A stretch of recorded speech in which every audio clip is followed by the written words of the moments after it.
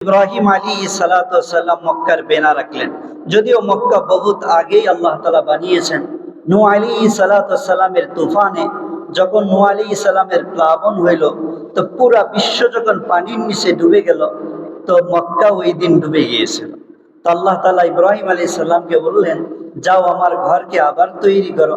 তো মক্কার জমিনে এসে ইব্রাহিম আলাইহিসসালাম খুঁজতে লাগলেন যে আল্লাহ কোথায় বেনা রাখবো, কোথায় মক্কাকে আমি আবার বেনা করে নতুন করে তৈরি করব। তো আল্লাহ তাআলা বাতাসকে হুকুম দিলেন, তো বাতাস এসে ওই মক্কার এক জায়গা থেকে বালুগুলোকে উড়াই দিল। তখন মক্কার বেনা দেখা চোখে পড়লো ইব্রাহিম আলাইহিস সালামের। তো ইব্রাহিম আলাইহিস সালাম ইসমাইল আলাইহিস সালামকে নিয়ে মক্কার বেনা তৈরি করলেন। মক্কা তৈরি হয়ে গেল।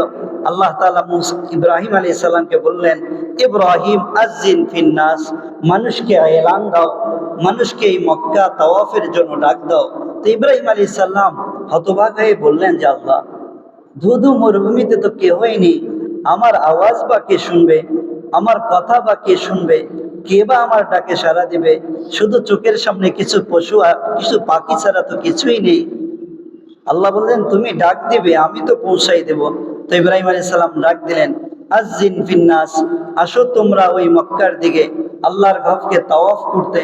তাফসীরের কিতাবে লেখা, যে যেখান থেকে ছিল, কেহ রূহ জগতে, কেহ বা মায়ের রহেমে, কেহ বা আসমানে, যে যেখানে ছিল সেখান থেকে লব্বাইক যারা বলছে তারাই মক্কার ঘরকে তাওয়াফ করবে।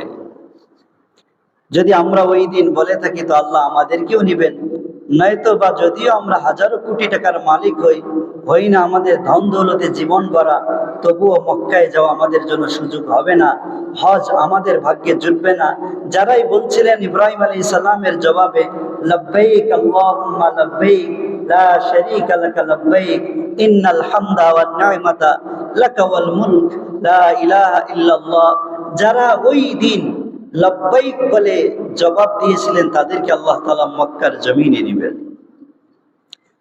এই জন্য মক্কা শরীফ, মক্কা তাওয়াফ করা, হজ করার অর্থ এটাই যে পাগলের বেশ নিয়ে আল্লাহর চতুর্দিকে ঘুরতে থাকা, আল্লাহর ঘরে কখনো চুমা খাওয়া, কখনো পাগলের বেশে হাত আসমানের দিকে তুলে দোয়া করা, এটা সবকিছুই এই কথাই বোঝায় যে বান্দা তুমি আসো, আমি আল্লাহ তোমার ডাকে সাড়া দিব। এই জন্য আল্লাহ তাআলা আমাদেরকে, যাদেরকে ধন সম্পদ দিয়েছেন, যেন জীবনে ধন সম্পদ হাতছাড়া হয়ে যাবে, সম্পদ বিক্রি করে হোক কিংবা সম্পদ অন্যের কাছে রেখে হোক, আমরা আমাদের জীবনের হস্তগত করার চেষ্টা করব। আল্লাহ আমাদেরকে তৌফিক দান করুন। সকলে বলুন আমিন।